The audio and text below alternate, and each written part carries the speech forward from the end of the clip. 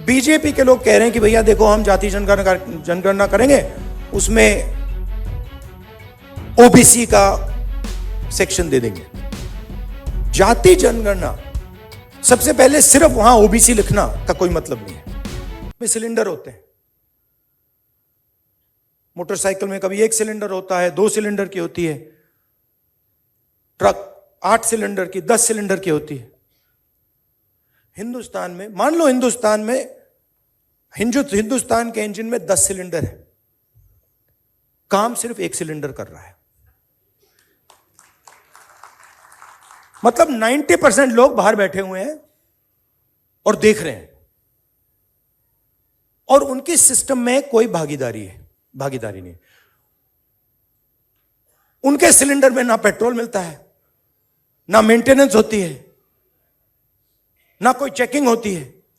1 cylinder छोटा सा टक टक टक टक टक टक टक टक चल रहा है। कह रहे हैं भैया दुनिया में, और कहते हैं भैया सुपर पावर बन जाएगा। कैसे सुपर पावर बन जाएगा? 90% लोग सिस्टम के बाहर बैठे हुए हैं, हुनर उनके हाथ में है, स्किल उनके हाथ में है, ज्ञान उनके हाथ में है, उनका कोई कनेक्शन ही नहीं है। तो इसीलिए हमने जाति जनगणना की बात उठाई है। और थोड़ा कंफ्यूजन है।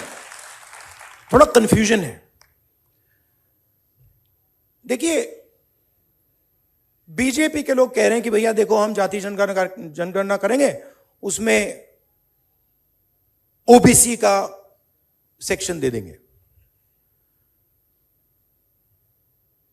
जाति जनगणना सबसे पहले सिर्फ वहां ओबीसी लिखना का कोई मतलब नहीं है।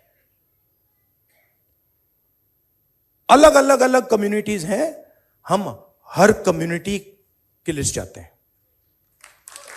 पहली बात। दूसरी बात, हमारे लिए यह सिर्फ सेंसस नहीं है, हमारे लिए यह पॉलिसी मेकिंग का फाउंडेशन है, मतलब नींव है। और हम सिर्फ जाति जनगणना की बात नहीं कर रहे हैं। मैं यहां क्लियरली कहना चाहता हूं, जाति जनगणना से सिर्फ आबादी पता लगेगी, वो बहुत जरूरी कदम है,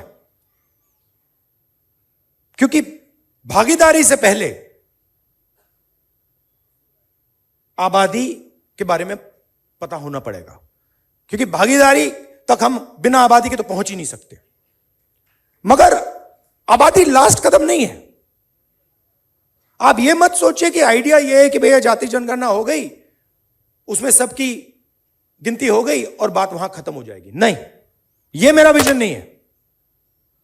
यह पहला कदम है। मेरा विजन है कि हिंदुस्तान में धन किस प्रकार से बांटा जा रहा है।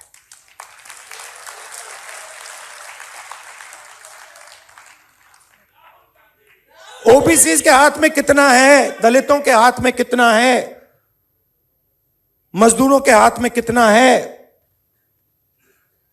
पहली बात।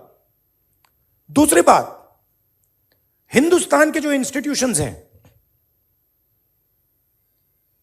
ब्यूरोक्रेसी हो, जुडिशरी हो,